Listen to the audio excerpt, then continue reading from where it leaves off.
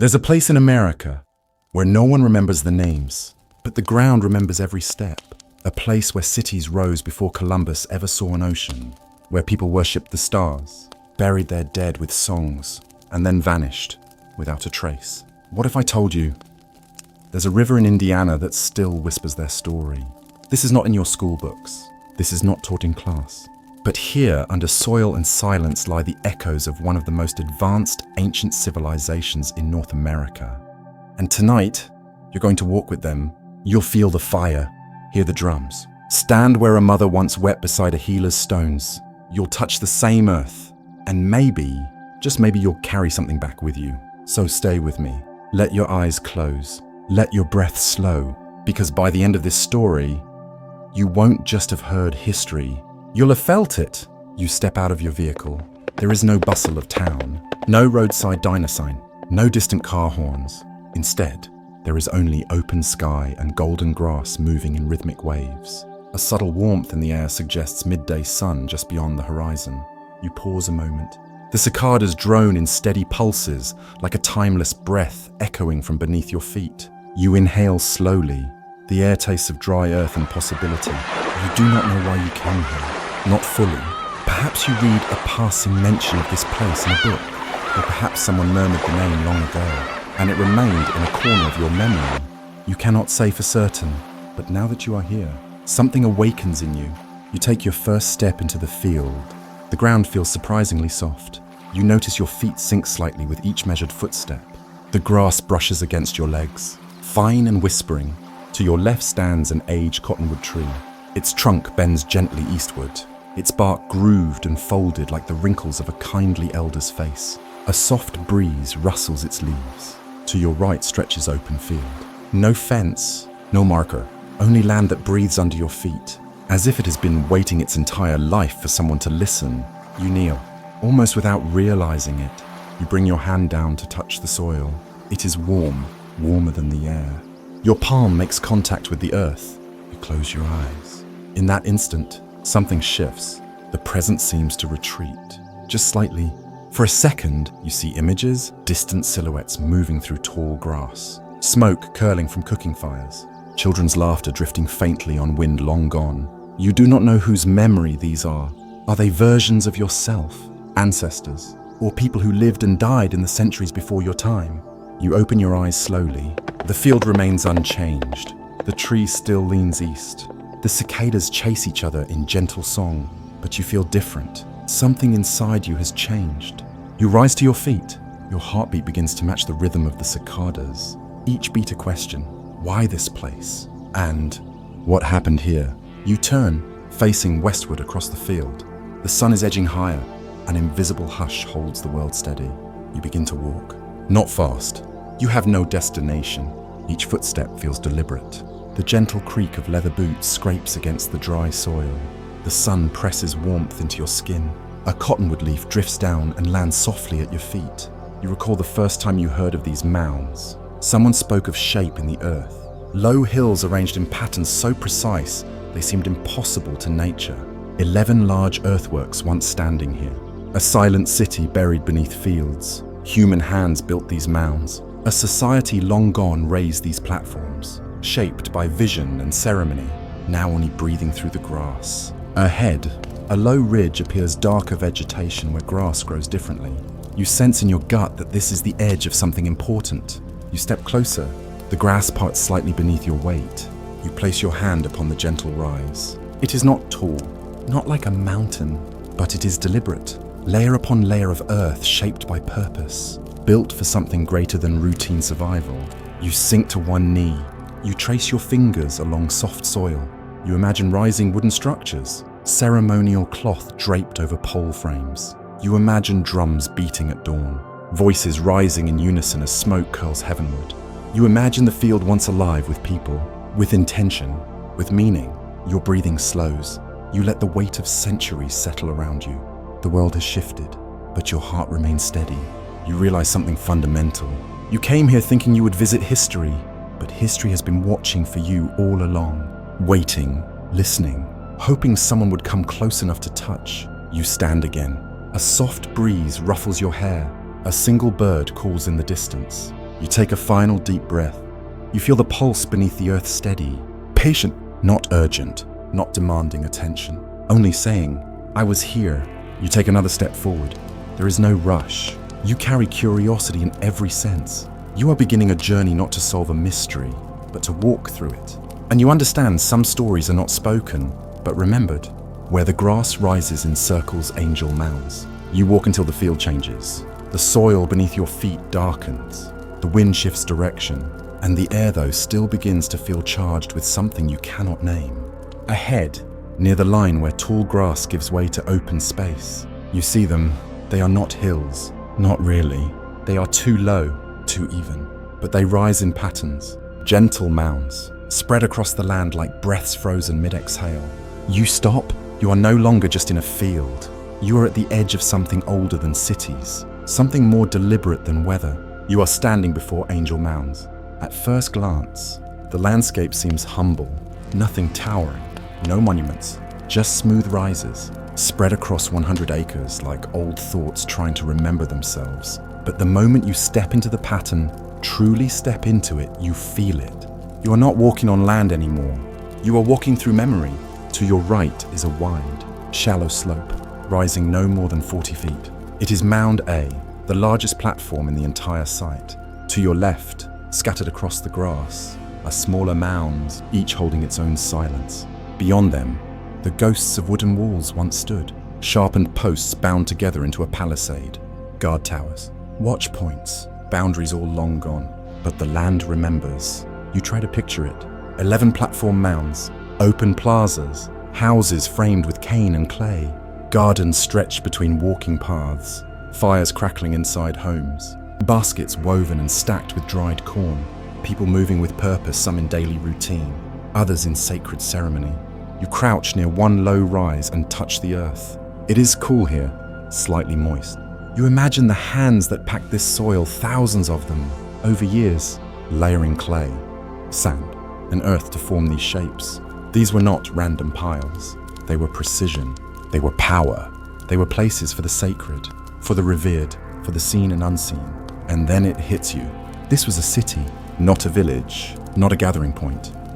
City, a hub of culture, of hierarchy, of spirit, built and maintained by a civilization known now only as the Mississippians. They had no writing, but they had structure. They had ceremony. They had order. You walk farther, into the heart of the mounds. The breeze carries a scent of old water and sun-warmed grass. You step over what might once have been a walkway, or maybe the space between homes. A robin hops near your foot and flies away. You pause before another rise. Smaller, flatter.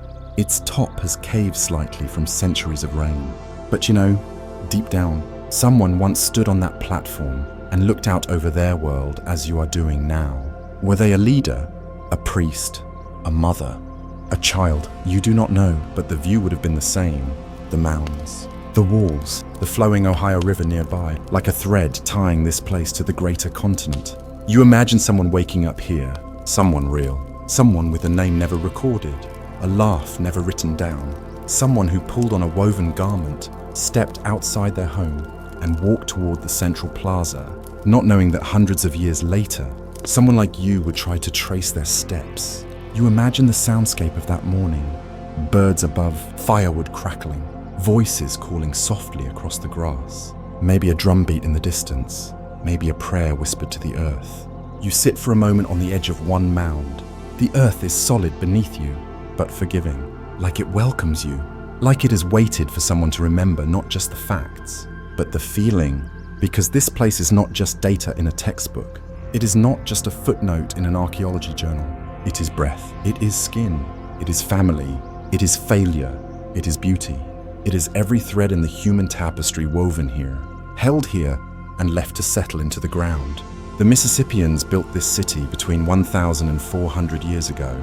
They traded goods with peoples from the Gulf Coast, the Great Plains, the Appalachians. They shaped their surroundings into geometry and symbolism, and then they left. You do not yet know why. No one does. But that part of the story will come. You are not ready for that yet. For now, you are only walking, observing, listening. You rise from the mound and look across the landscape. The grass moves gently again, and for a fleeting moment, just long enough to feel it but not name it, the field is alive again. You see shapes in the corners of your vision. Movement, not real, but remembered, not ghosts, but echoes as if time, like air, is folding just slightly, letting one moment breathe into another. You blink, and it is gone, but you feel something new in your chest. Something soft, something grateful. You're not the first to walk here, but you are. Perhaps one of the few who truly noticed. You take another step. The story is only beginning. The silence on the platforms. You climb. The mound rises gently beneath you. Not steep, not jagged, but steady as if the earth itself chose the slope. It is not a natural hill. You know that now. Every inch was placed, packed, sculpted by hand. Every layer of clay and loam arranged over years, perhaps even generations. And now, centuries later, you are walking it, foot by careful foot. The mound is long, over 600 feet from one end to the other, 44 feet tall. It stretches out like a giant's spine, weathered but unbroken. You reach the top. The breeze shifts again, stronger here, higher, and as you look out over the landscape, you feel it. This is not just elevation. This is authority.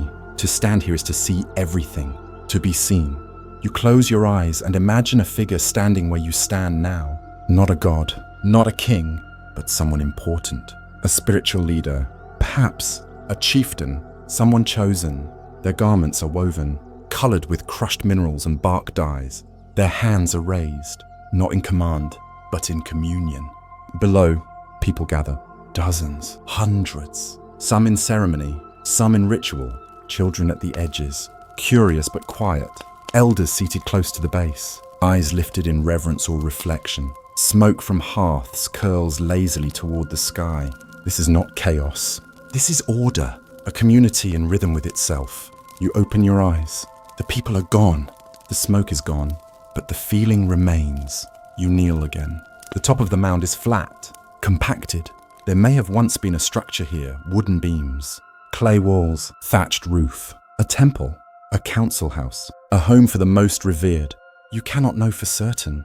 There are no blueprints, only hints, post holes found in the soil, ash stains where fires once burned, charcoal dated by scientists but known best by the earth.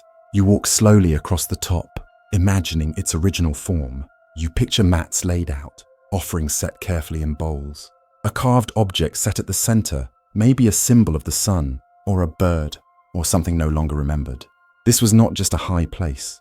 It was a place of meaning. Down below, the other mounds rest like folded arms, 11 in total, some larger than others, some more eroded, but all connected, all part of something that once had coherence, a living pattern of belief, politics, and spirit. You think about hierarchy.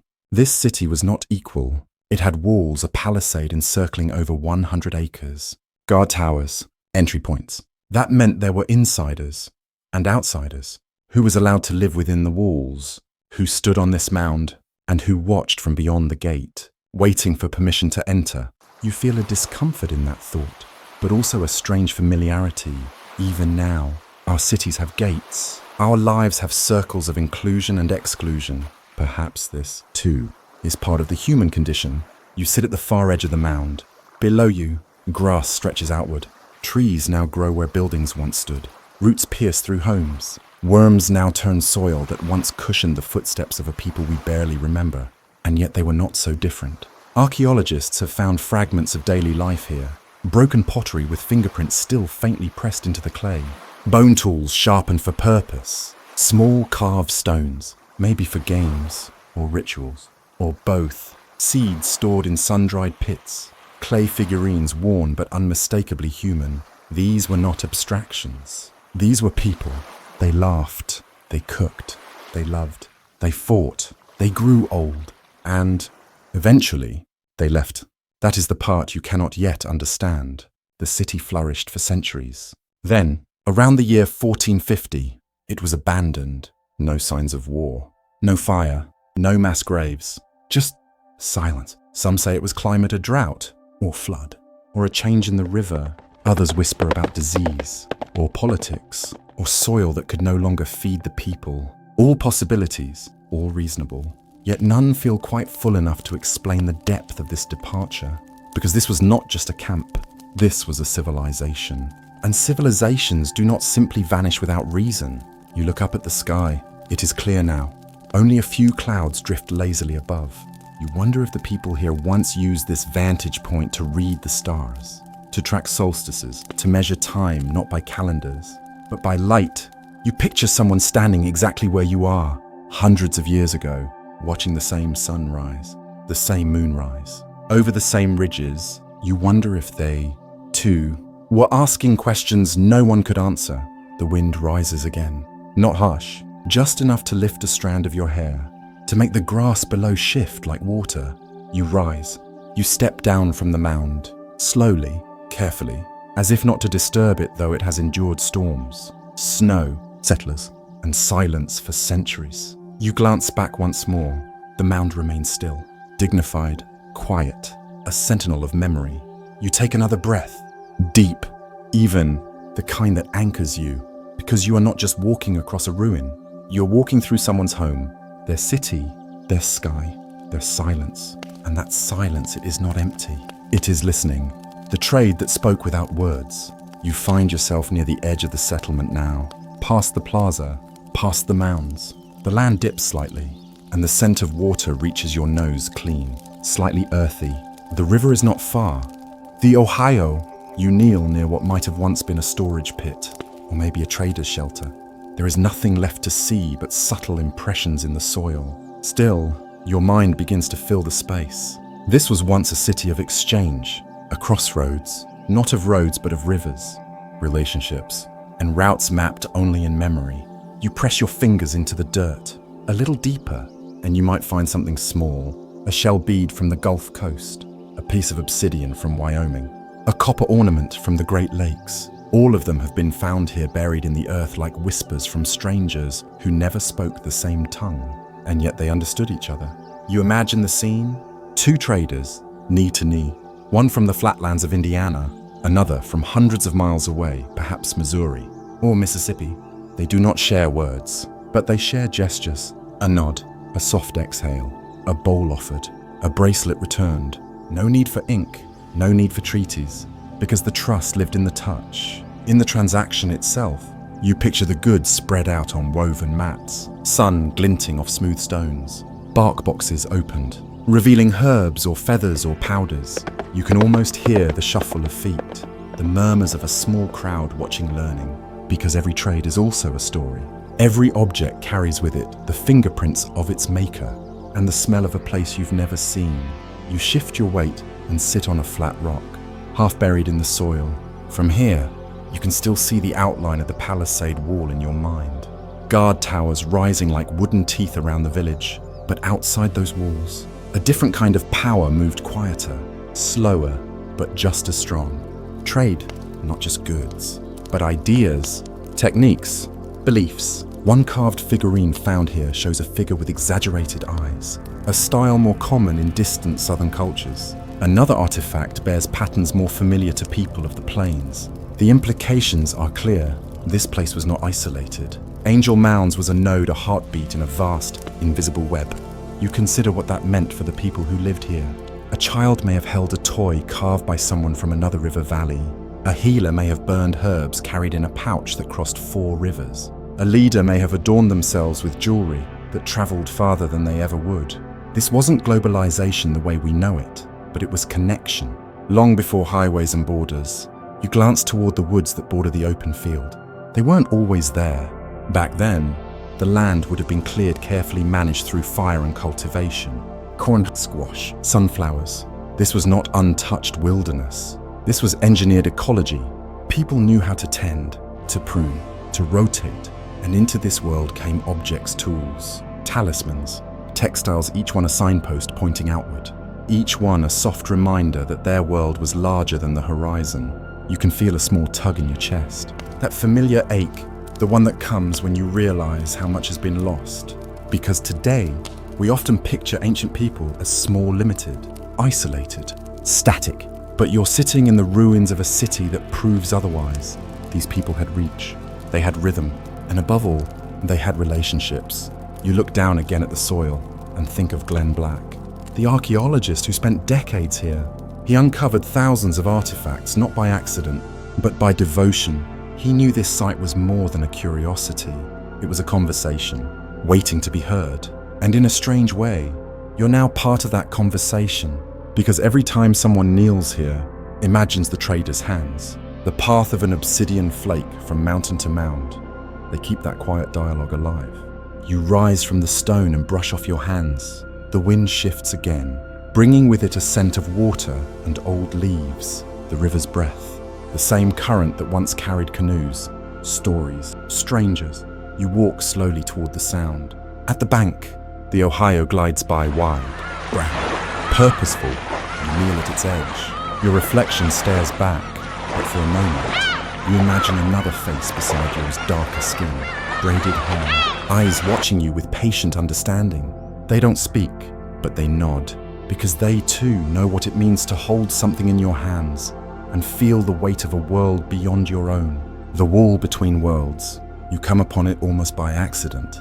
There's no sign, no grand archway, just a slight rise in the earth, curving gently through a patch of grass and low brush. If you were not looking closely, you might mistake it for a natural ridge, but then you notice the shape unnaturally smooth, subtly rhythmic, as if the ground remembers the hands that shaped it. This is not a hill, this is a wall not made to keep out tanks or armies, not stacked with stone or bristling with iron, but a wall of earth quietly powerful, deeply intentional, and once as important as any boundary in the ancient world. You stop walking and let the silence settle. Insects hum low. A bird calls from a tree beyond the curve. Somewhere behind you, the wind rustles through wild grasses, moving like a whisper across the centuries. You're standing at the edge of a vanished city, and this wall was its threshold, built by the Mississippian people more than 900 years ago. This palisade once encircled Angel Mounds, one of the largest settlements of its kind in what is now Indiana. The wooden stakes are long gone, eroded or consumed by time and the hunger of soil, but the raised earth that supported them remains a quiet memory pressed into the landscape. You crouch down, running your hand across the grass-covered slope. It's soft, but firm. It took time to build this. Hundreds, maybe thousands of basket loads of soil carried, poured, packed, day after day, year after year. This was not casual work. This was commitment, because walls do more than protect, they define. They tell you who is inside and who is not. They separate the sacred from the ordinary. They create a sense of place and a sense of people. You rise and begin to follow the arc of the earthwork. As you walk, you notice the remains of what archaeologists call bastions, jutting corners where the palisade once turned sharply, forming protective angles. These were not decorative. They were strategic, allowing defenders to see and repel intruders from multiple directions. Who were they defending against? No one knows for sure. There are no written records, no carvings or codices, only clues, charred wood, tool fragments, broken pottery, the detritus of both celebration and survival. Some say it was neighboring groups, vying for land or resources. Others think it was symbolic, a performance of power more than a response to danger. But you can't shake the feeling. This place mattered. It wasn't just a cluster of huts in the woods. It was a society, a world, and many someones worked hard to keep it whole. You continue along the path, letting your imagination build the city as it once was. The wall, now just a shadow, rises in your mind's eye as a formidable wooden palisade, at least 12 feet high. Guard towers at intervals, perhaps manned by young warriors watching the tree line with flint-tipped spears and quiet resolve. A gate opens ahead of you, not physically, but in memory. You step through, and just like that, the city surrounds you. To your right, family homes made of wattle and daub, smoke curling from clay hearths, the smell of cooked maize, roasted squash, perhaps fish drying in the sun, children playing near the plaza, a dog barking lazily at birds. To your left, storage buildings lined with woven baskets and clay vessels, a group of women chatting while grinding corn, their laughter rising above the steady rhythm of stone on grain. Straight ahead, the great mounds. But first, the plaza, wide, open, beaten flat by countless feet, a shared space for gatherings, games, announcements, ceremonies. This was the social heart of the city, the communal hearth around which their lives turned. And beyond it, dominating the horizon, rises Mound A. It does not loom like a skyscraper, but it doesn't have to. Its presence is felt like a silent ancestor watching over the living. You walk slowly toward it. The mound is vast, over 600 feet long, shaped like a low, earthen ship. Its flanks slope gently but steadily, pulling your eyes upward. It stands about 44 feet tall, not a mountain, but a message. This was no accident of nature. This was designed, engineered, layered over generations by a people who understood the land, the sky, and each other. You pause at the base. A few birds flutter overhead. The air is still. The mound casts a soft shadow on the grass. You begin your ascent. Each step up this slope is like walking into memory, not your own, but a memory that belongs to the land.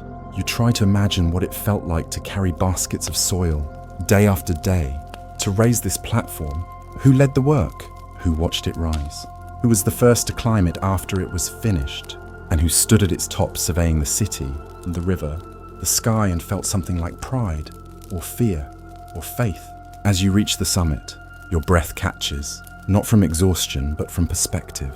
From up here, you can see how the land cradles the city.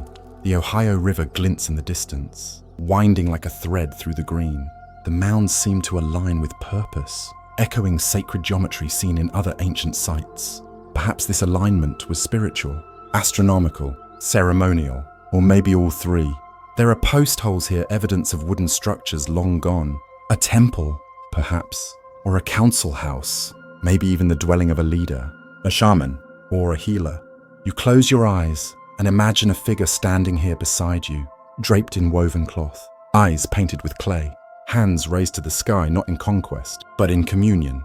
The earth beneath you is quiet, but not empty. You can feel it, the pulse of people who once moved, breathed, hoped, and hurt here. This was their high place, not to dominate others, but to speak with something greater. You sit down at the edge of the summit. The wind is gentle. The trees below sway like dancers in a ceremony too old to name. And for just a moment, one long, unbroken breath, you feel the veil lift. And you are not alone. Where the smoke meant supper and the sky meant spirit, you descend slowly from the mound. The earth beneath your feet is steady, packed with time. Every footstep feels like it belongs to more than just you, like it joins 1,000 others who walk this slope not to visit, but to live. Your boots meet the grass again. You turn and look back once. The mound rises behind you, silent, dignified. It has watched more sunrises than any living thing you know. It remembers. You walk now into the space where homes once stood. Nothing remains above ground. No chimneys, no doors. But the earth holds stories anyway. You kneel near a patch of uneven soil, a shallow depression that might once have been a fire pit. The grass here grows differently, softer, more vibrant, as if the ash from ancient meals still feeds it. You close your eyes, and again, time folds. Now you are no longer a visitor. You are present. You hear voices soft, low, real. Someone hums as they stir a pot over flame. The scent of maize thickens the air, sweetened by dried berries and something smoky. A woman's hands move with memory, not recipe. A boy runs past, laughing, chased by a girl with bare feet and wild hair. A dog barks once and then settles beside a log, its belly rising and falling with the rhythm of the fire.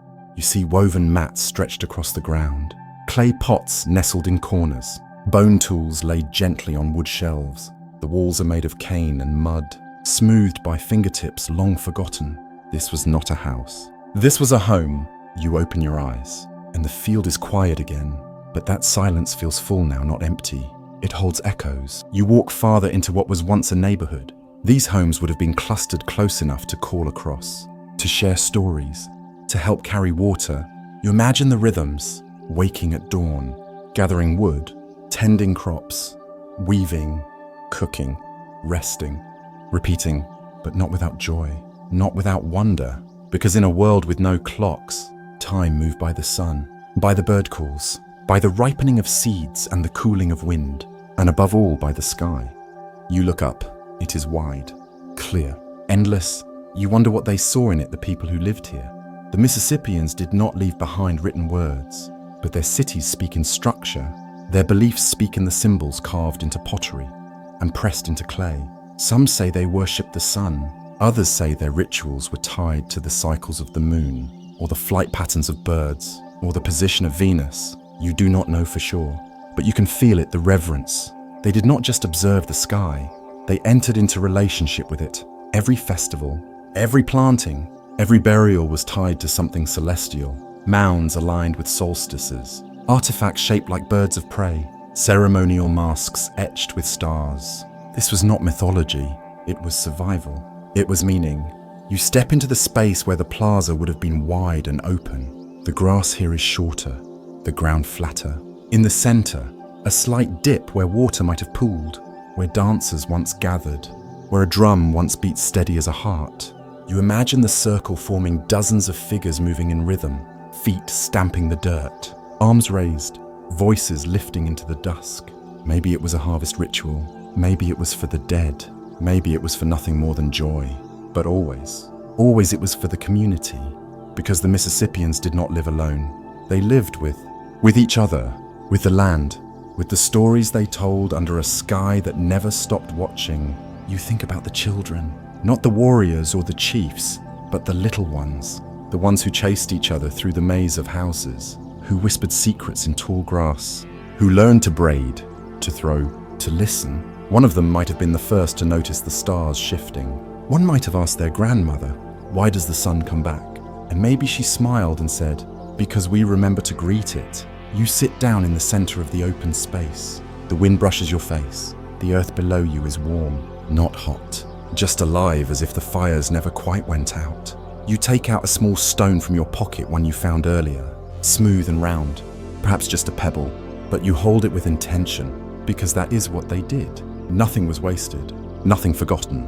Even the smallest object held meaning if someone chose to give it meaning. You whisper, softly, not a prayer, but a thank you, and though no one answers, you feel heard.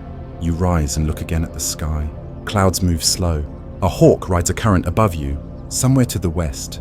The sun begins its descent, not dramatically, just faithfully. You turn once more toward the mounds. The walls may be gone, the houses may be gone, but the place is still here, still watching, still welcoming, still waiting for someone like you to remember that long before highways, before steel, before glass people lived here, and their lives were full. They were not savages, they were not simple, they were not myths, they were us, and in their homes with firelight dancing on clay walls and laughter echoing through the dusk, they left something behind, not for history books, but for hearts. The man who watched the earth breathe. You step through the low brush with caution, the grass brushing your legs like it remembers the weight of footsteps long gone. The air has changed here, softer, thicker. You have wandered to the eastern edge of the mounds, where time feels slower, and the ground holds a hush you cannot explain. This is not just a place, it's a pause in the world. And here, beneath the outstretched arms of a gnarled walnut tree, the story of one man begins to surface, not with fanfare or ceremony, but with the quiet dignity of someone who once listened to the land until it spoke back.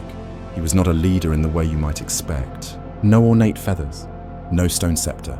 He didn't give speeches. He didn't command warriors, but people came to him not to be led, but to be heard. He was older than most. His back curved gently like the bend of a stream. His eyes, always watching, had the same stillness as the moonlit river. They say he could hear when the soil shifted beneath the cornstalks, or when the birds called earlier than usual.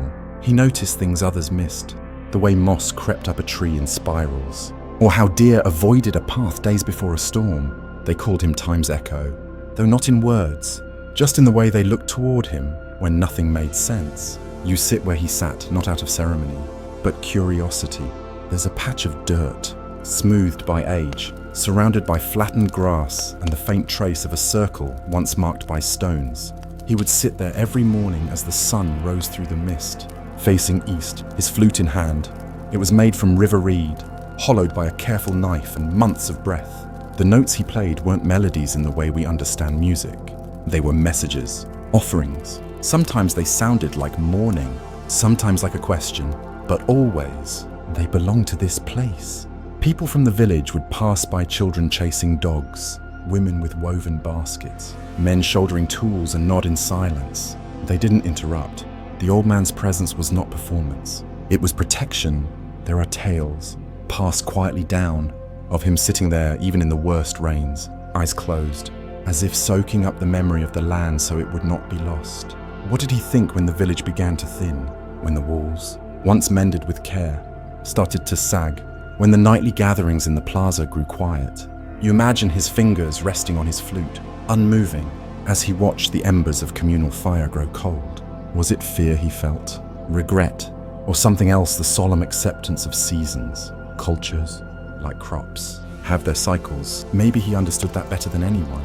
One morning, long after the last council drum had sounded, a small girl came to him.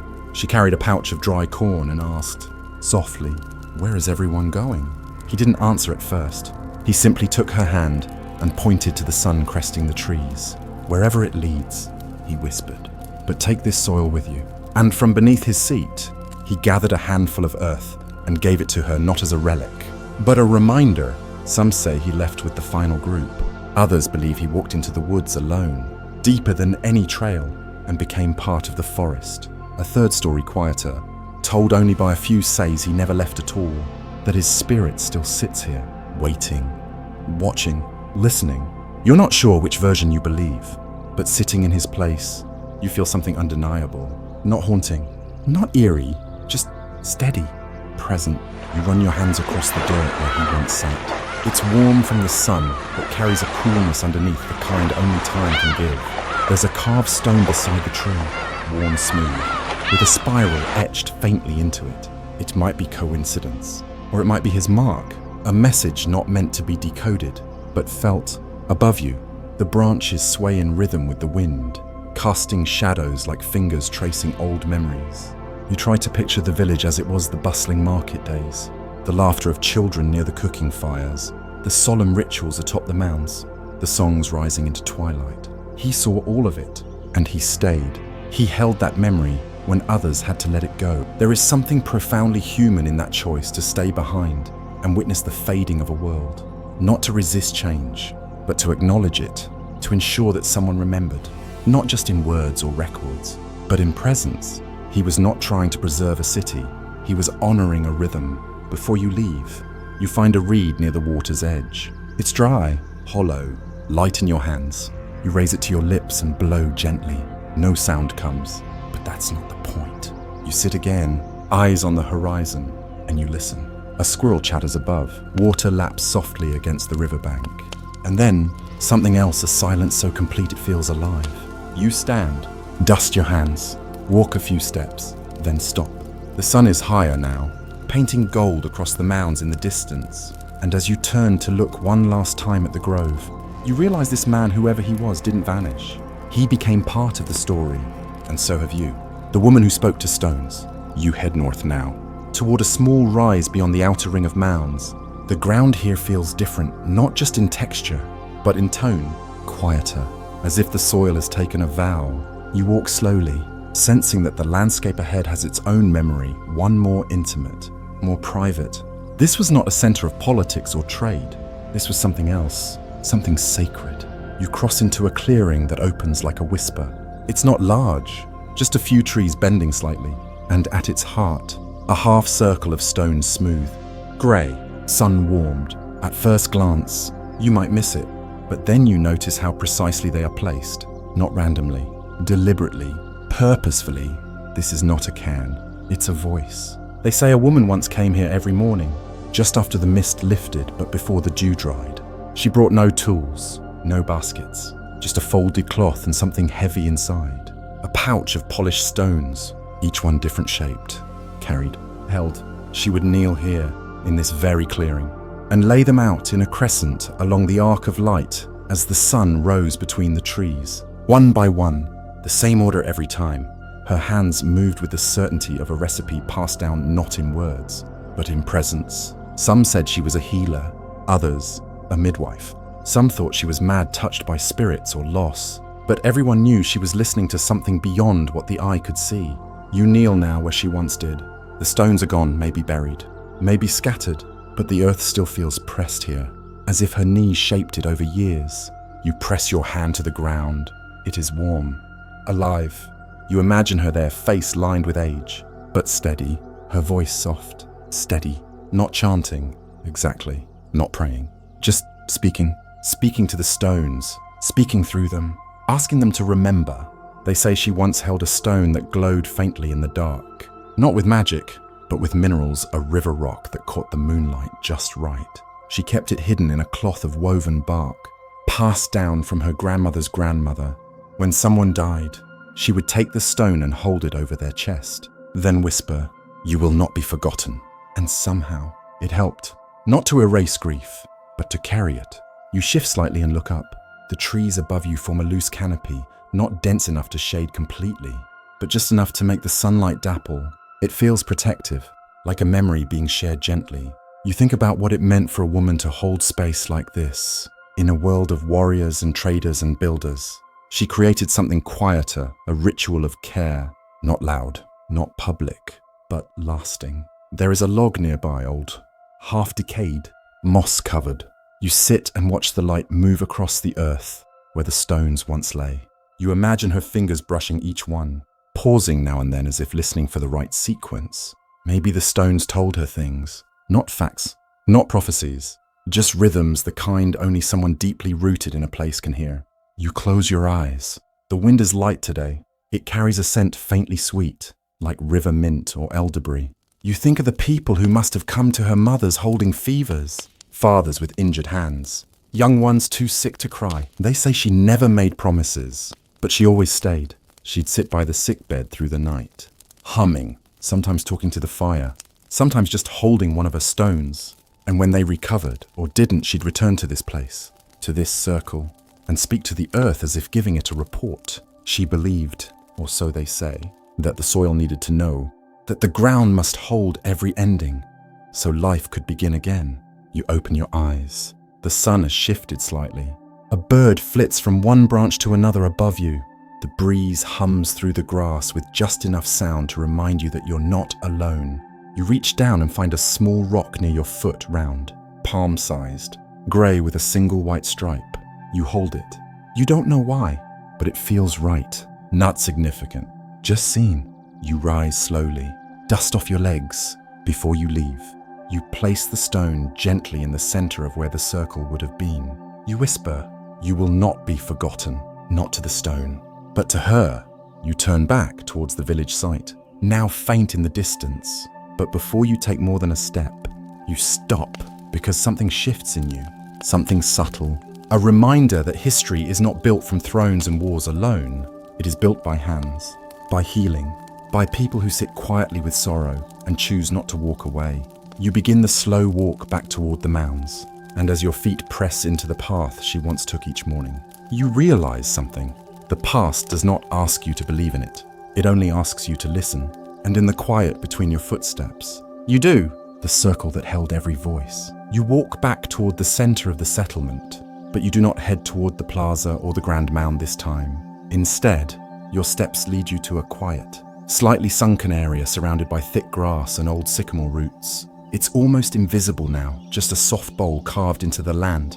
But as you step inside its shallow curve, a shape begins to reveal itself. A ring, not perfect, but present. You are standing in the place where they once gathered, not for ceremony, not for worship, but to talk, to decide, to disagree.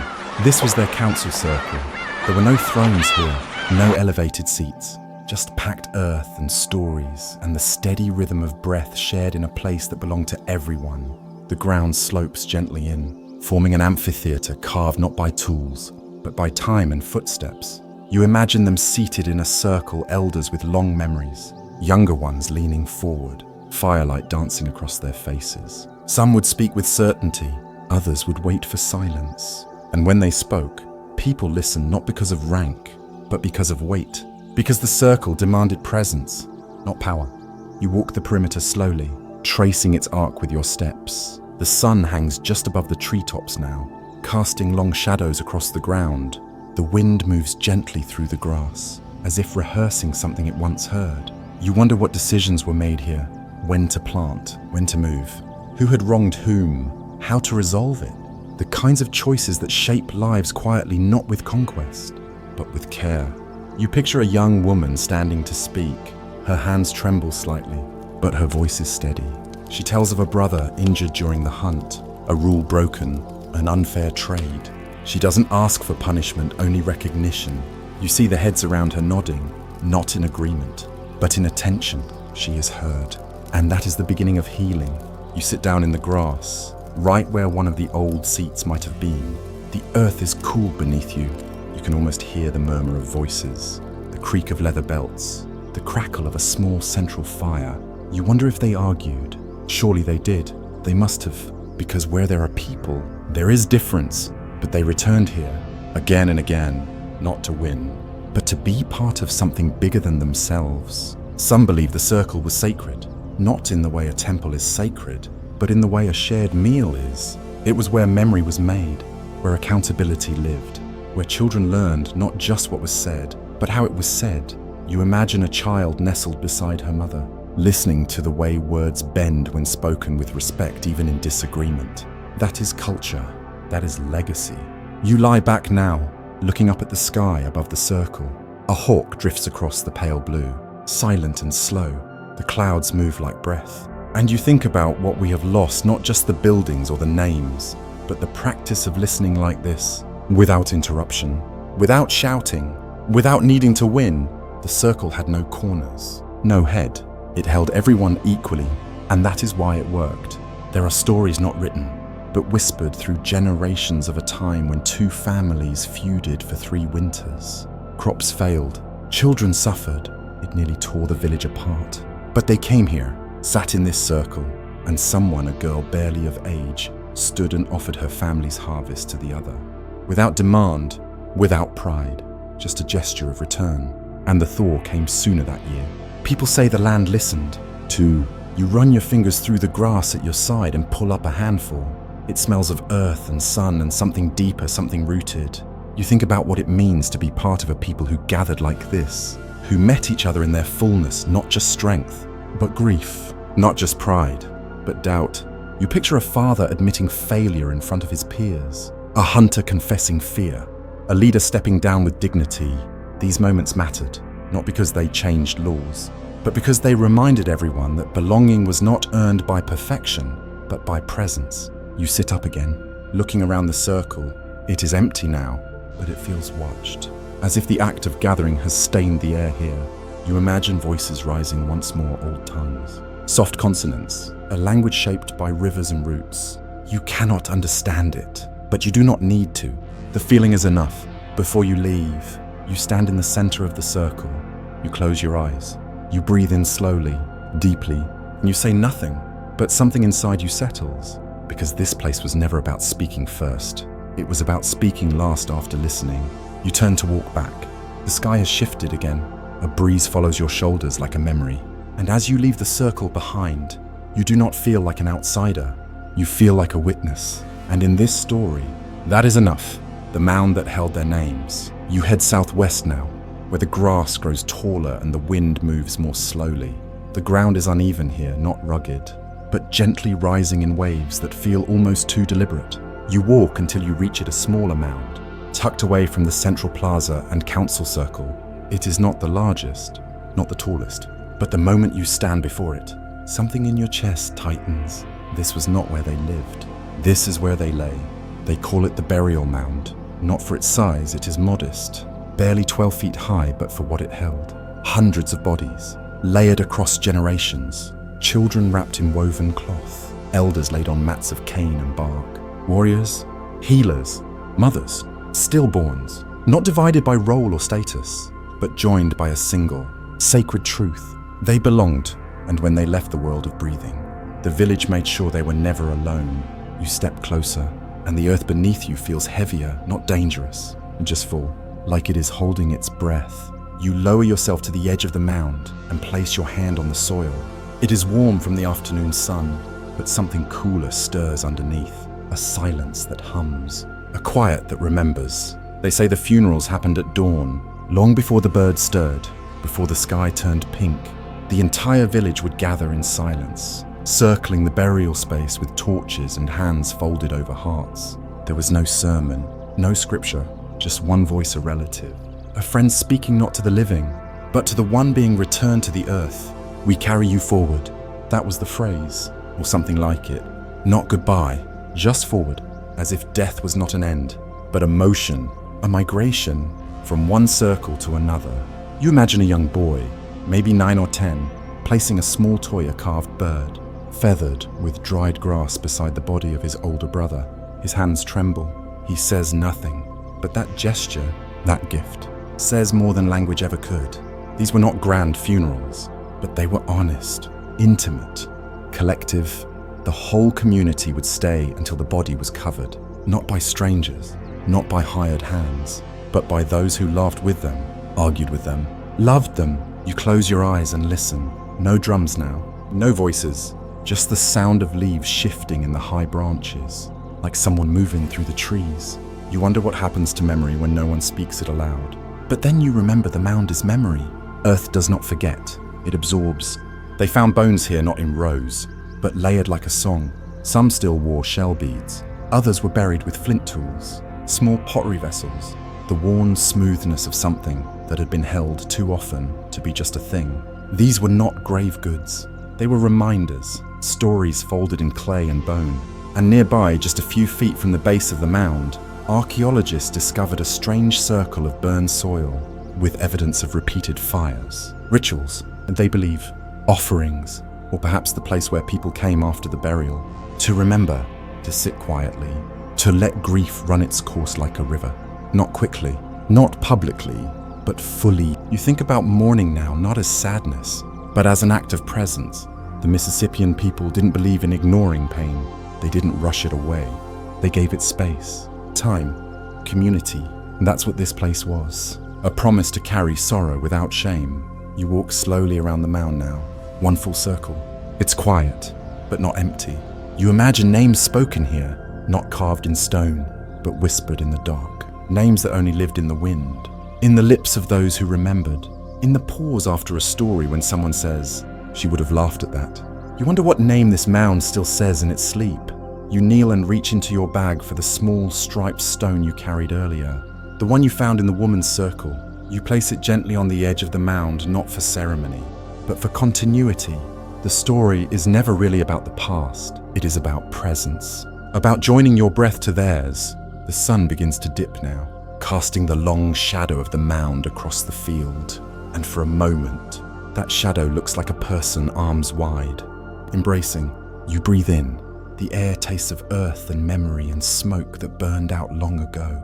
You whisper a name, any name, a name you miss, and the wind does not answer, but it lingers a little longer, as if to say, yes, you were heard, the voices that vanished. You return to the site early the next morning, before the dew has lifted and while the air still hangs like a breath caught between two thoughts. The sky is pale and quiet, and the field lies empty of tourists or guides, as if waking slowly from a dream. You walk past the base of the central mound, down the gentle slope toward the edge of what might have been the outer neighborhood, where the laborers, potters, and elders of Angel Mounds once lived. You tread lightly here. The ground is softer, less trodden, and you feel it hold something inside, a hush that comes from absence, and yet is more alive than many places of so-called remembrance. A shallow depression opens before you. You stop because the land itself seems to breathe there. A team of archaeologists uncovered this spot years ago. Flint fragments, shards of pottery with no ceremonial decoration, bits of bone worked into tools. They called it a workshop site, but you understand more than that. This was home to everyday life. Quiet work done by hands steady with routine and intention. As you crouch and brush away thin layers of earth with a single fingertip, you half expect the ground to respond with memory, a resonance stored inside clay and soil. It does not. Instead, the silence becomes its own answer, deeper than any artifact. They left no books here, no carved monuments, nothing to press beneath your thumb like a message. Their stories were held in breath, in lips, passed from grandmother to child, from hunter to apprentice. When those voices ended, the words ended too. Yet the people who lived here, who laughed, who cried, who created tools and raised children, left echoes. You feel them in every breeze, in the way the grasses bow. Their culture did not vanish. It transformed, it scattered, but it left a footprint, even in absence. You imagine a potter, slender and precise, shaping a clay vessel over a fire. Her hands are dusty with wet earthen paste. She fashions it slowly, smoothing it with her palms, pressing thumbprint after thumbprint into the rim until the vessel hums with tension. Ready to dry, a child sits beside her, weaving a toy from river reeds, humming a melody no one remembers anymore. She sings softly, perhaps shifting words with each note. That melody is gone, but you sense it in the silence. Farther along the path, you come to a collapsed mound with no plaque or sign. You bend to touch the soil. It is red and rich, a remnant of the ochre used to paint sacred objects, a pigment prized across the Mississippian world. You let your palm sink into the earth. The red dust clings to your skin, a quiet seal between you and that long-ago life. This was not a place of ceremony, but the presence of ochre suggests someone came here, not for ritual, but to transform materials into expressions. And you think, that too matters. You rise and look around. The wind picks up, stirring grass that floats like breath across the ground. A crow croaks overhead and alights on a fallen log. Its eye meets yours. Or maybe you think it does. It stays still, like someone leaning forward to listen. Not fierce, just present, maybe memory. Wearing feathers, you continue walking toward the central plaza. Now your pace has changed. You do not feel like a visitor. You feel like someone being introduced gently to the people whose names you do not know, but whose lives shaped this place. You cross the circle where public gatherings once occurred, stop at the faint council ring, then move on. Each space once bristled with voice. All that remains is quiet, a pattern in absence. Near the burial mound, you pause. The early sun draws long shadows across the field. There is no marker here, yet your steps naturally reverence the place. This was ground marked by grief, but also by care. In burial rituals at dawn, they carried bodies on litters of bark and cane, voices held low in honor. The whole community gathered until the final throw of earth. It wasn't a spectacle, and not performative, just an act of remembering done with hands. You kneel at the edge and lay your fingers lightly on the soil. The air holds something in place, a whisper, a name lost, a presence felt. You think about the child who placed a carved bird beside his brother's body. That detail mattered, not the fact of death, but the act of love. You gently place your palm over the ground and breathe. In that silence, it feels like something tilts the weight of centuries shifting, acknowledging that memory still breathes here. You rise and move away slowly, leaving the spot untouched. Voices of grief and comfort live in the soil, carried now in your breath, your steps.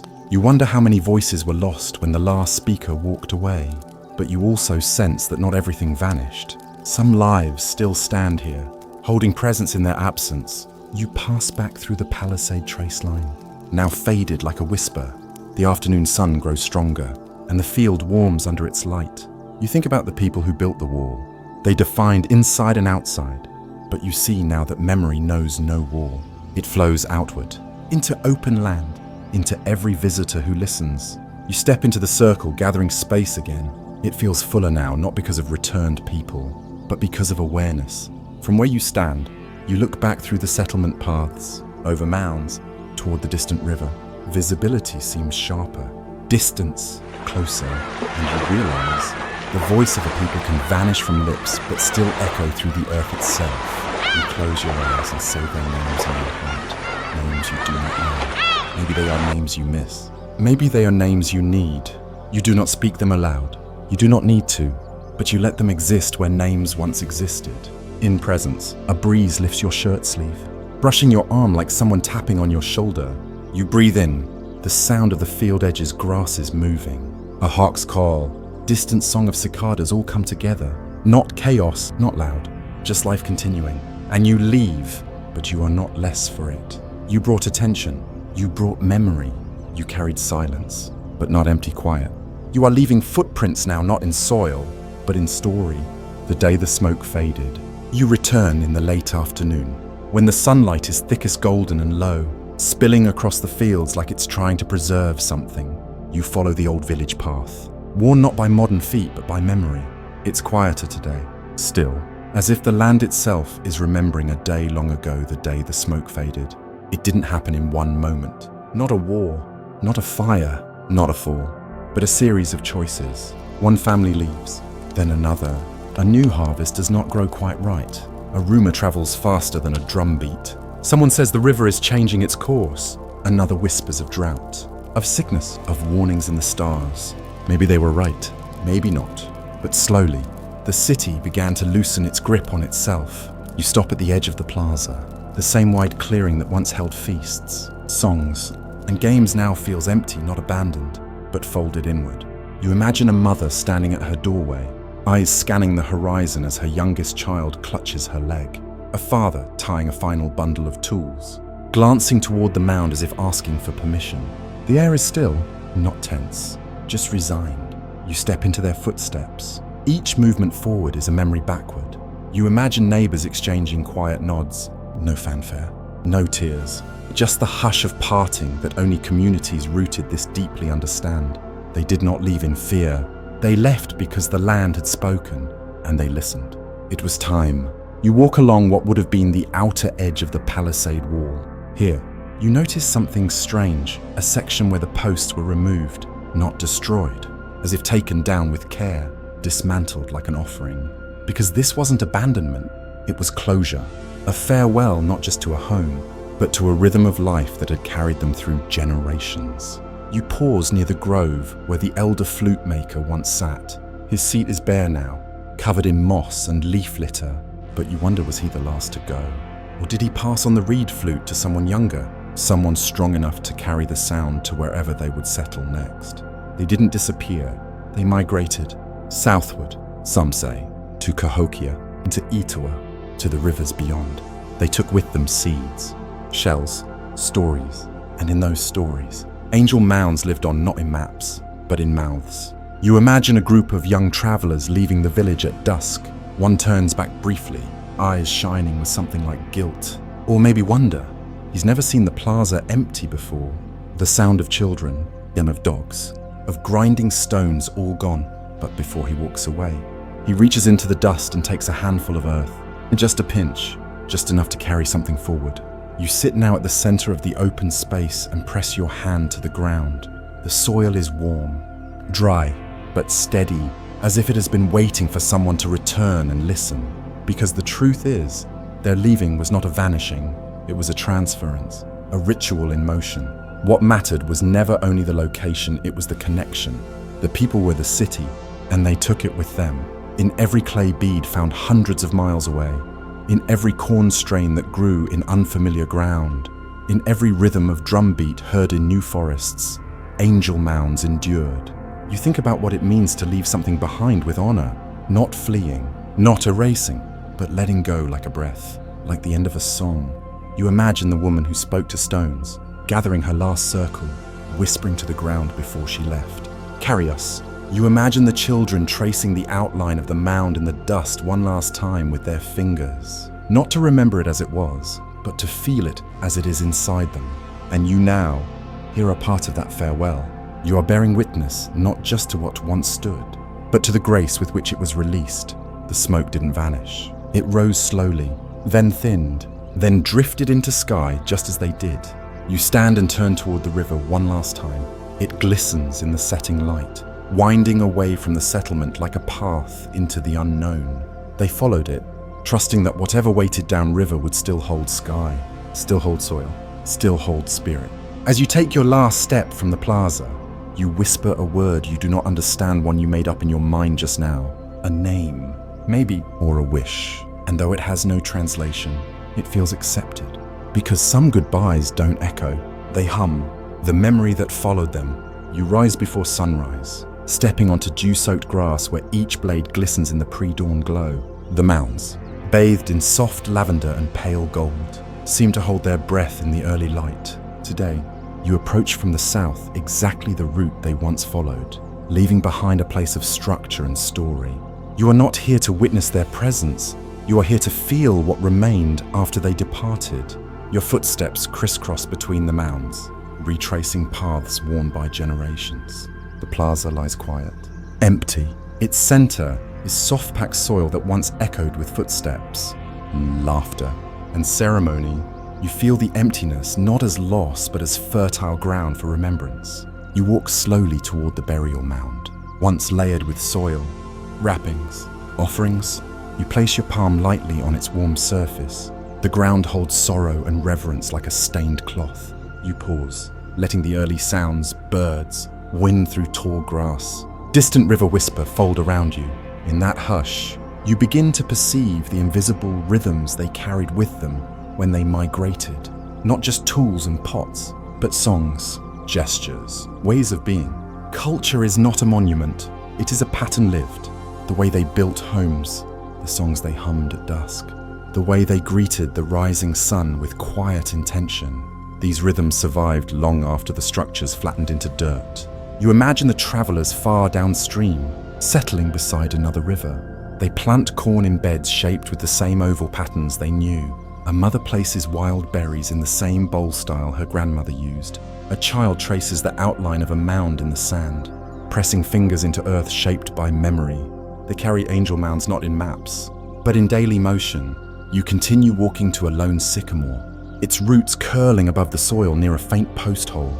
You sit against its sturdy trunk and reach into the earth, pulling out a smooth pebble worn round. Held up, it fits your palm like a tiny world, not significant for itself, but in what it represents, what was picked up, held up, carried, remembered. You close your eyes and feel it there. It embodies presence. In the stillness, you hear something else, a child's question. Years later, grandmother, where did we come from? The grandmother, with silvered hair and soft voice, points gently from the bend in the river, from where the smoke curled slow in winter, from where the flute sang at sunrise beside the mound. The child learns not geography but belonging, and without seeing angel mounds, they can feel it in their bones because memory is inherited this way. You stand and walk toward the edge of the river.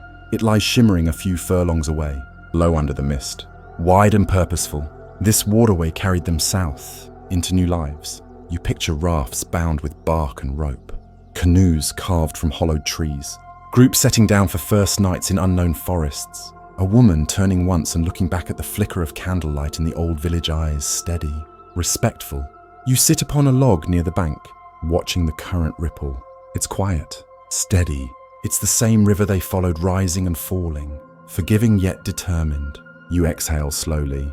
The river does not rush, nor does it forget its origin. And in that, you sense a lesson.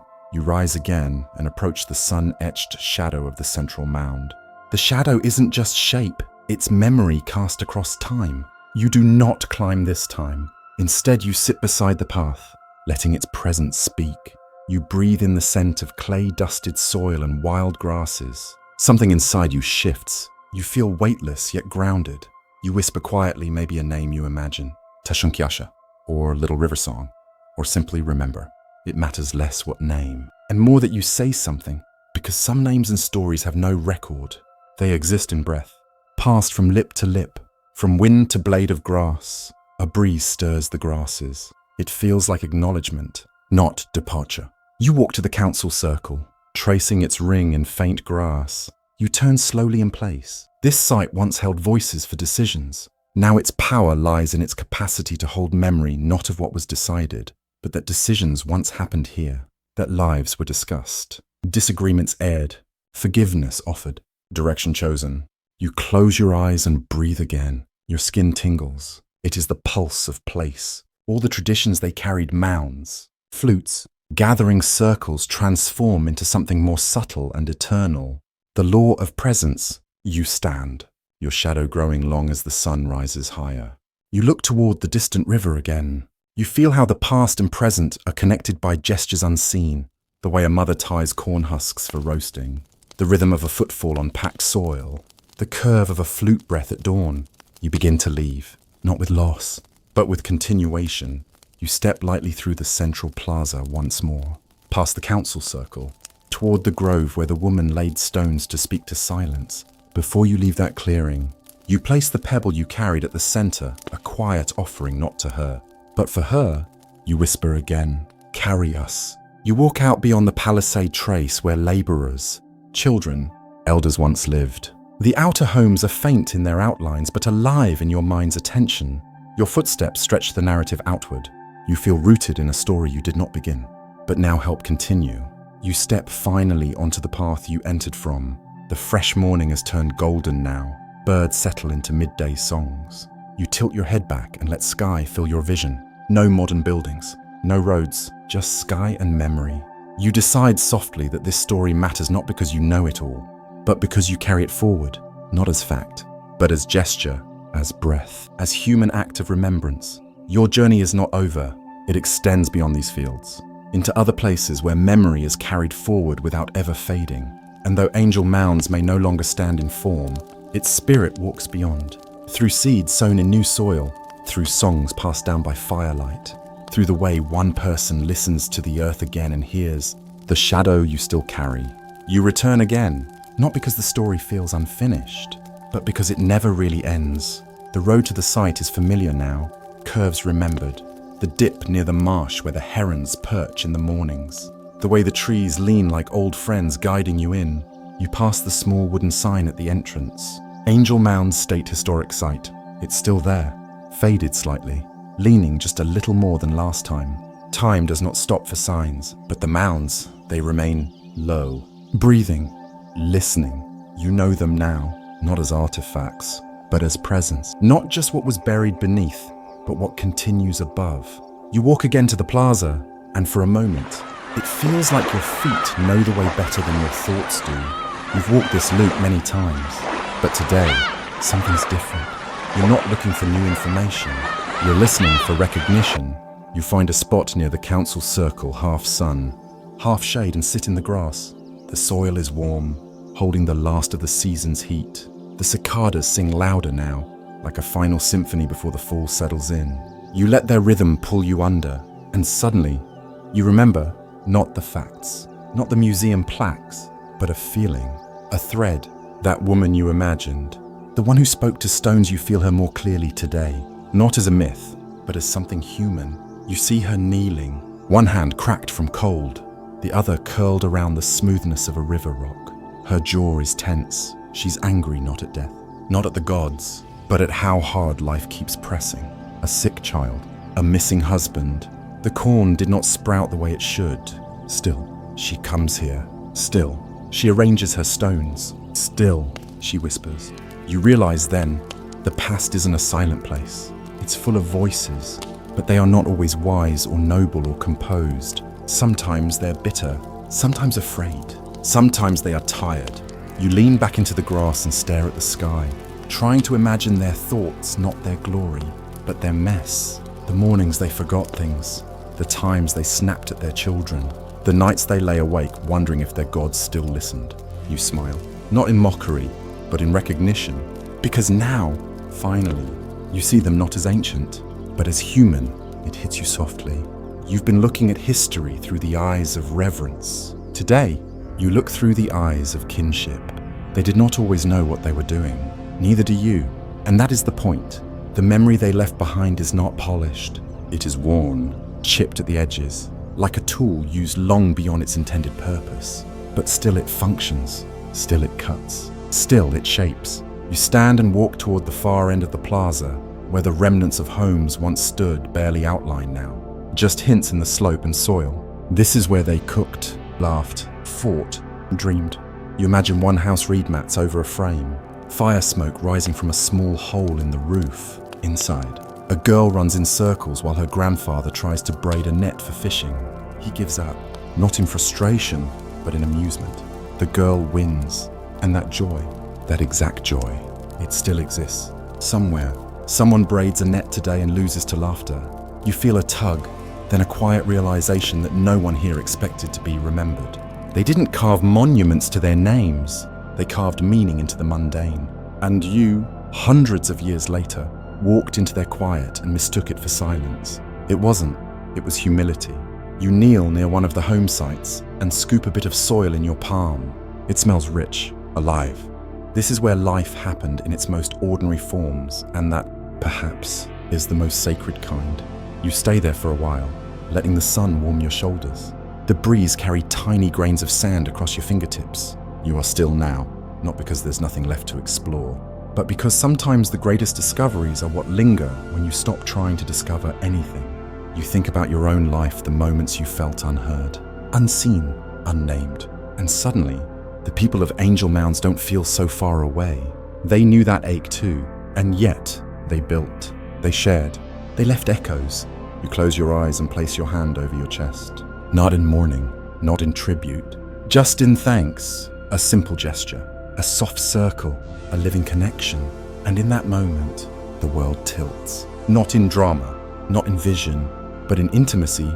You do not walk away changed. You walk away reminded, because now you carry something with you, not a truth, not a relic, but a shadow.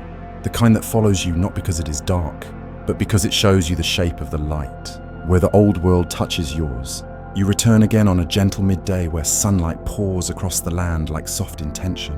The sky unfurls above you, a quilt stitched by drifting clouds welcoming your presence. You step from the car with gravel crunching beneath your feet, and in the air you sense traces of the past already leaning toward you. The scent of warm river mud, sun-baked wood, and the last breath of summer's green. Your steps are slower now. You know the paths through this landscape like the lines on your own hands. Yet this time, small details draw you in. A cluster of mushrooms glowing white beneath a tree root. A monarch butterfly arcing across tall grass before pausing in stillness. The way the earth beneath a small mound dips in perfect symmetry, like the folded back of a resting creature. You realize that the ancient and the natural never stop talking, but often we were too loud to listen. You make your way toward the center again, toward where row upon row of family homes once stood. There are no walls anymore, no fires, no smoke stains, yet the shape of intention remains. A grid of slight indentations, foot-worn paths between mounds, the whisper of structure not crude, but deliberate. This is where they lived, not for ceremony, nor commerce, nor loss, but daily life in all its rough beauty. You pause, kneeling in grass, and close your eyes. The air hums near your ears, not with literal sound, but with the sensation of presence, the clink of pots on clay, the murmur of voices sharing gossip or grief, the flicker of candlelight beneath reed walls. You breathe in again. This is not haunting or memory, this is resonance. Or perhaps gratitude in electric form, resonating through your ribs. You open your eyes and a thought blooms. This place was never just theirs. It is yours. Too. The line between then and now dissolves. The difference between them and you fades, until finally you sense in your bones their world touched yours, not as a relic, but as a soft hand on your shoulder. Guiding you home, you stand and return your gaze over the site. A small replica house, carefully built with reed walls, is positioned beside the walking trail. Clearly imperfect, yet you love it for that reason. It is human effort, honest and vulnerable. You imagine a father leading a child inside, explaining, "This is how we think they lived." The child tilts her head, wide-eyed, and asks, "Are they still here?" The father searches for words, considers his answer. "Finally," he says, "maybe in the way stories stay." You exit the rebuild and continue toward the riverbank. The breeze lifts your hair. You let it, following instinct into the shade of trees. Here, frogs chorus hidden beneath lily pads. The current glides smooth and wide, inviting. You envision mothers and children gathering water here centuries ago. Children skipping stones, fishermen paddling early light into dusky mists. At the water's edge, you kneel and scoop a palmful into your hand. It's cool, gritty, and alive with sediment. You let it flow back into the river slowly, glancing at how it disperses until nothing remains but water's gentle motion. In that sliver of time, you understand. The people of the past did not vanish entirely. They flowed outward into other rivers, into other communities, into shared traditions that still breathe today. You rise, water beading on your skin, and turn back into the meadow. Your mind feels still, but everything inside you has shifted. You walk back over paths once tread by dozens now long gone. A distant car door thumps a person arriving, but you leave the path open, as if letting them follow your footsteps into the silence. Because now you no longer see Angel Mounds as a static site. You see it as a crossing point, a place where footsteps from centuries ago brush softly against yours. A place where absence becomes language again, where the past does not demand correctness, only attention, presence, humane curiosity. You take your final look at the central mound. Glowing in late afternoon light, it does not glower. It stands quiet and strong. You do not walk away changed. You walk away reminded. That cultural memory is not a textbook. It is a way of being humble, flawed, enduring, And as you step beyond the field, you carry something subtle but profound, a kind of shadow, not dark, not painful, a shadow that follows you not because it drags you, but because it shows the shape of light. The way rivers choose their course, you return once more, under a sky shaped by early spring clouds and the promise of warmth. The air holds both chill and anticipation, as if the land itself leans in to greet you. You step along the edge of the mounds, through grass freckled with wildflowers just beginning to bloom. It's a day for transitions, daylight lengthening, birds returning, seasons balancing between what was and what's next. You draw near the river again, but not its ceremonial bend. Instead, you walk to a lesser-known crossing, a shallow ford where travelers once guided canoes across the current. The river here glints emerald, moving steady and sure.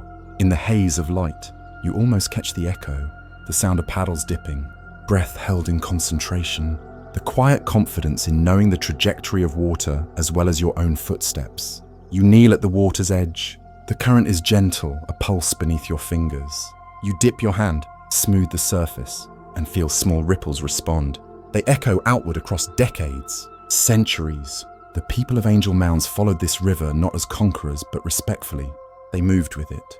They asked for passage. They trusted its rhythm. And when time pushed them from home, they followed its arc. You stand and step out of the water. Now, toes wet, you trek uphill toward the earthworks once again. The path slopes upward. Moss and native grasses soften your stride. You see the circle of the council ring, the curve of burial mound, the great platform in the distance. Each feature holds its own lesson, but today, your focus is on movement. The way roads are planned by intentions. The way cities rise from mouths that speak language, law, ritual, and the way those cities fold toward exit when place no longer sustains. You cross the plaza and pause midway through the open space. Once raised for gathering, now it feels like a threshold. You realize history is not static. It moves. A civilization does not end when buildings fall. It tunnels outward. It scatters seed, memory, gesture not always visible, but still potent. And that pattern matches your own life, your own small migrations east and west, the changes you didn't plan but you made. You walk to a low mound used as a platform, now weathered. Its top slants unevenly. You trace the erosion line with your palm, imagining children weaving corn silk into his hair there, elders leading stars discussions, young men dancing at dawn. All of it likely vanished. Yet some of that ritual, some of that memory leaked out. It turned up in songs in distant woods, in basket styles hundreds of miles away, in a pause before a prayer in a small gathering in another land. You sit at the base of the mound and pull up a handful of soft soil, porous, earthy. You smell the mineral beneath. You hold it and think, this is all we ever know. Soil, song, silhouette, what remains when memory outlives material things. Because even when walls fall and fires fade, people carry their ways forward, not perfectly, not unchanged, but forward. You inhale deeply. The wind flickers through the grasses. A hawk dips low overhead. The sun sets in angles you've seen before, but that felt new just this morning. You understand that time here uses meditation, steadiness rather than drama. You rise and cross to the burial mound again. You touch the earth gently. Nearby, the charred pit from cremation sits unmarked, unused now. But you know, grief was expressed repeatedly there, not as spectacle, but as ritual overwrought with care. Even when new bodies ceased to arrive, people returned. To thank, to grieve, to leave gifts in the dust. Not because they had to, but because memory needed motion. You look up and see a group of young trees sprouting near that pit oak. Walnut, hickory, young guardians growing slowly where people once gathered to mourn. You press your palm into the ground next to one sapling. Tiny roots twist into the soil. That sapling is a lesson. New life can emerge from reflection, from honoring what came before. You walk slowly now, past the smaller home platforms, to where the elder watcher once sat beneath the walnut tree. The tree is taller, its trunk thicker, its branches seem wider than before. You trace the roots curling through earth that remembers. You imagine the elder's breath, the flute reed glint, the morning mist. You take out the pebble you saved worn, small, pale, and place it in a hollow at the base of the trunk. You whisper softly, "May your watching be remembered." You step back slowly. The pebble settles. The tree does not move, but something deeper fibers between branches, something still listening. You walk past the reconstructed council house and nod toward an open window. Inside, dusty chairs wait for echoes. Outside, the grass grows tall. The ruin reshapes itself into a field of green. Again, you sense presence not in walls but in absence honored. You walk past the women's circle site. The clearing is empty, but the stones were moved here by archaeologists. You step between them and stand on the spot where the healer laid her stones at dawn. You place a dandelion blossom at the center. 3 separate people arrive behind you now, tourists or visitors smiling quietly. You step aside to give them space, but keep your position within her central arc. They stay for a moment, then move on. They may not see you, but you understand the ritual continues, even through them, even by accident. You retrace your path toward the parking area. You scan one last time, a final look across Earth shaped by many generations. You feel the weight of absent people balanced by the clarity of what remains. Stone positions, mound curves, ritual rhythms, story echoes. You stand on the final mound you climbed first. You face east. No horizon divides sky from land. You breathe, slow and even, and repeat to yourself one word you have never spoken aloud. Here, not there, not a point on the map, not a date or name, just here. It hums in your chest and out. Because presence, human presence, respect, intentional memory thrives in small words like that. You turn to leave. You don't walk away changed entirely. You walk away honored, because now you carry like a shadow pressed into your bones, not a relic, but a promise. History is not what was built. It is how we choose to remember. When the earth stopped listening, you didn't. You return for the final visits at twilight, when the sky is soft, breathing lavender and rose tones across the plains. The air feels hushed, not empty, but full of expectation.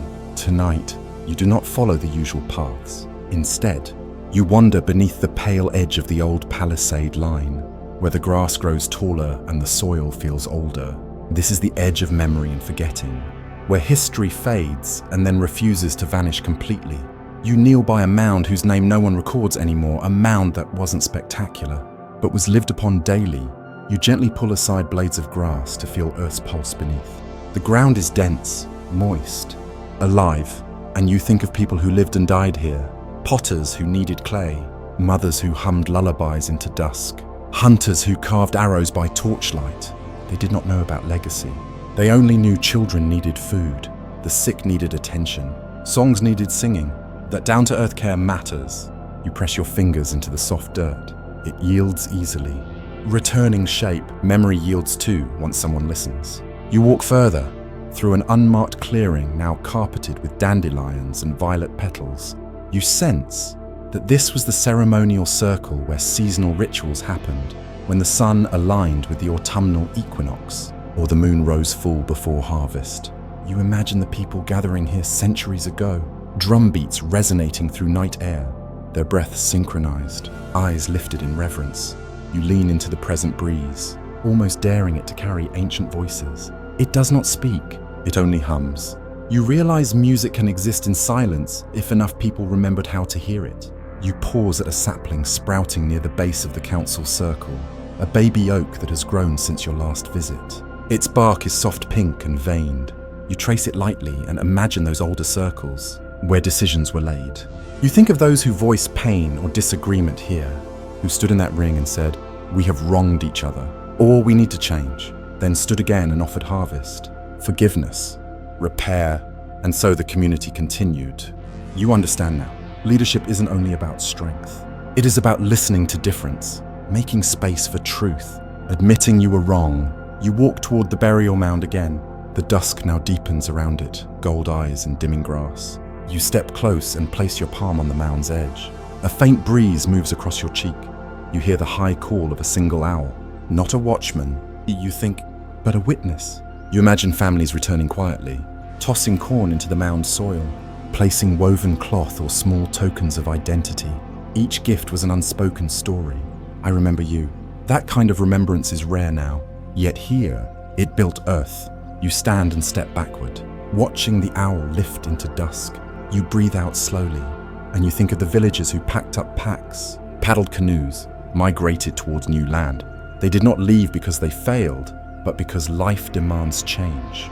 To hold memory is not to freeze a moment. It is to carry it forward until it becomes seed.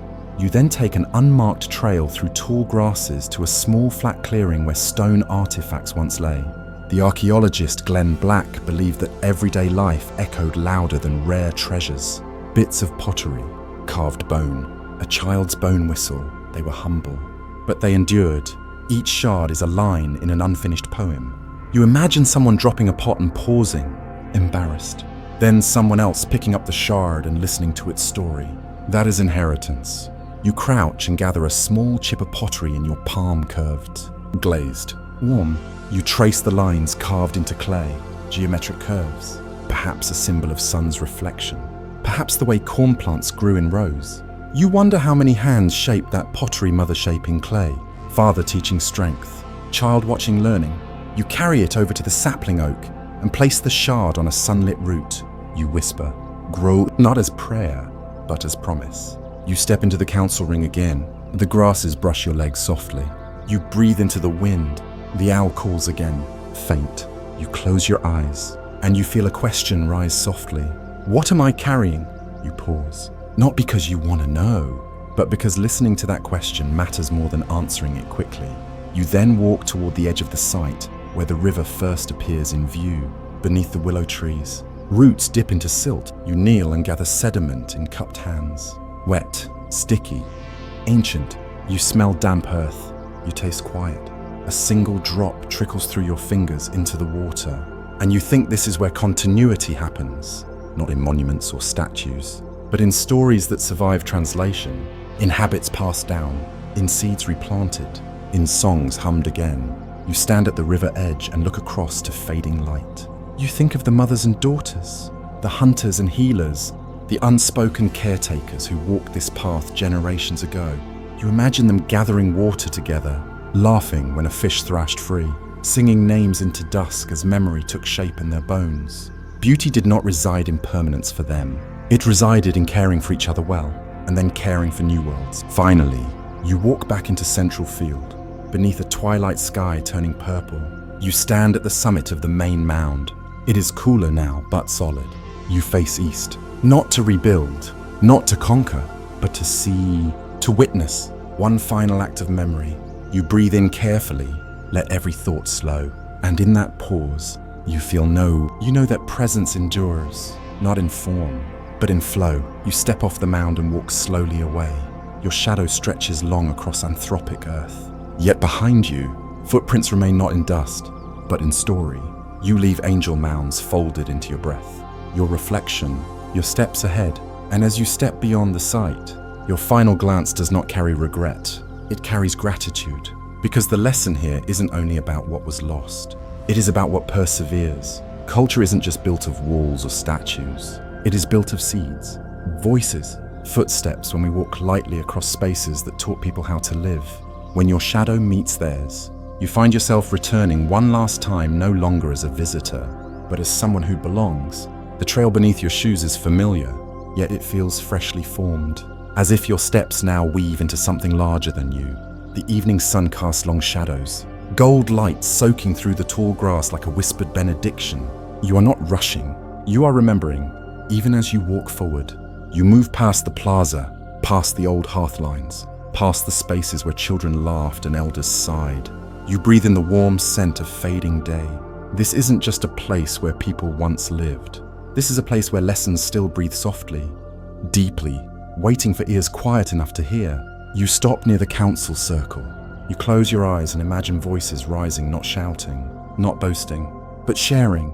They speak of rivers changing course, of corn failing in dry months, of disagreements mended by nightfall. You realize survival was not built on strength alone. It was built on listening, on humility, on remembering that the earth gives, but also asks. You look at the mounds again. They were not made to impress. They were made to honor. You recall how each shape, each angle, each foot of elevation held meaning. A birth, a farewell, a season past. And perhaps that is one lesson we forget too easily now. Meaning isn't what you build up, it's what you return to. You walk to the riverbank one last time. The current glides smooth and steady. You crouch, reach down, and let your hand trail through the water. It's cold, alive, insistent. You whisper to it, not expecting a reply, but giving something anyway. Maybe gratitude, maybe promise. Then, in a moment that feels suspended in gold, a thought settles gently in your chest. History isn't just what happened, it's what we choose to carry forward. You sit in the grass. Around you, everything is still but not silent. The wind lifts, a crow calls in the distance, and you remember all the hands that shaped this land without fame. Without name, their lessons weren't etched in books. They were etched in ritual, in kindness, in rhythm. You think about the homes they built from willow and clay, the fire pits, the laughter that once rose through dusk like chimney smoke. You think of the healer arranging stones not to control grief, but to hold it gently. And you wonder how many of us now know how to do the same.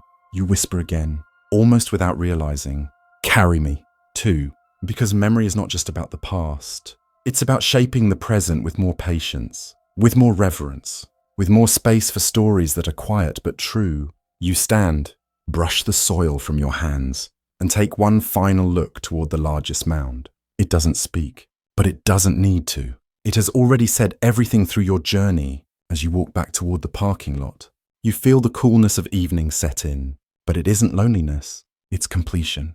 You've touched something older than words, and it has touched you back. And now, it lives in you. You open your car door, turn back for one last glance, not in farewell, but in continuity, because every time you remember, they rise. Every time you tell this story, they live again. And so, dear listener, if you felt something stir while walking these paths with me, leave a light behind, a memory, a name, a whisper in the comments. Was there ever a place you felt this kind of stillness, or someone whose presence quietly changed you?